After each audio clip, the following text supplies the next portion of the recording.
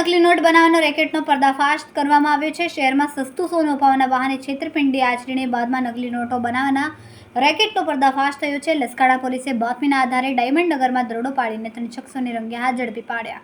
આ શખ્સોએ ફરિયાદી પાસેથી ₹3 લાખ પડાવ્યા બાદ વધુ 5 લાખની માંગણી કરીને નકલી નોટો બનાવવાનો ડેમો આપ્યો હતો।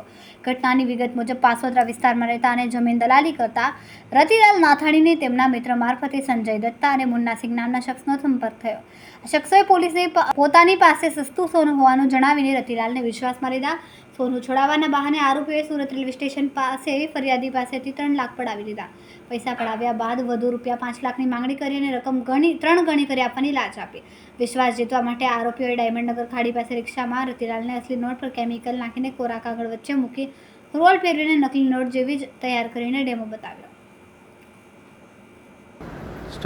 લસકાણા પોલીસ સ્ટેશન ખાતે રજીસ્ટર થયેલ એક ગુના બાબતે ફરિયાદી રતિલાલ નાથાણી નાઓ પોલીસ સ્ટેશન આવીને જણાવેલ કે અમોએ આ કામના આરોપી સુરેશભાઈ અને સંજયભાઈ ઉર્ફે બંગાળી તથા મુન્નાભાઈ આ ત્રણેય નામોના સંપર્કમાં આવેલ એના મિત્ર રફીકભાઈ થકી અને તેઓને જણાવેલ કે અમારે એક સોનું અમારે વેચવા જે બેંકમાં ગઈ હોય સોનું વેચવાનું હોય તો ઓછી કિંમતમાં આપવાનું છે। આથી રફીકભાઈ અને રતિલાલભાઈ બંને તેની પાસે ગયા અને 3 લાખ રૂપિયા આપી અને સોના માટે સોનું ખરીદેલું હતું અને આરોપીઓએ જણાવેલ હતું કે આ સોનું અમે બેંકમાંથી છોડાવીને તમે આપી દેશું આ રીતે જણાવેલ। ત્યારબાદ ફરિયાદીએ સોનાની વારંવાર ડિમાન્ડ કરતા તેઓએ એક વખત એક જગ્યાએ બોલાવીને મિટિંગ કરી એમ જણાવેલ કે સોનું નહીં પણ અમે તમને જે પૈસા આપશો એના 3 ગણા પૈસા અમે તમને આપશું।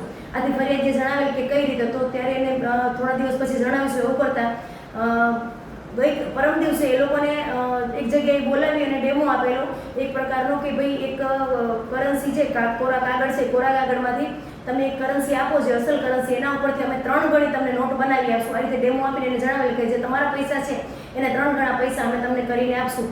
આથી ફરિયાદી પોલીસ સ્ટેશન આવીને જણાવેલ કે આવું ગેરકાયદેસર કામ કરવા માંગતો નથી અને આ રીતે આ લોકો એક ફેક કરન્સીનું કામ કરે છે મારી સાથે છેતરપિંડી થઈ છે આવી રીતે ફરિયાદી આવીને જણાવતા પોલીસે ત્યાં રેડ દરમિયાન જે કાગળના જે કરન્સી છે કરન્સી ટાઈપના પીસ અને ત્યાં અલગ અલગ પ્રકારનું કેમિકલ તેમજ જે આરોપી સંજય ઉર્ફે બંગાળી જે છે એના ખિસ્સામાંથી 500ના દરની 3 ફેક કરન્સી મળી આવેલ છે જે અમે યુવી રેઝમાં જોતા અલગ અલગ કલરની દેખાઈ આવતા એને ફેક કરન્સી ગણી અને તેમજ આજે કોરા કાગળો મળી આવેલા છે કે જેની કે જે 500ની નોટના છાપવામાં આવે તો 1 કરોડ રૂપિયાની કરન્સી 500ની છપાય તે અને આ કેમિકલ કબજે કરેલું છે।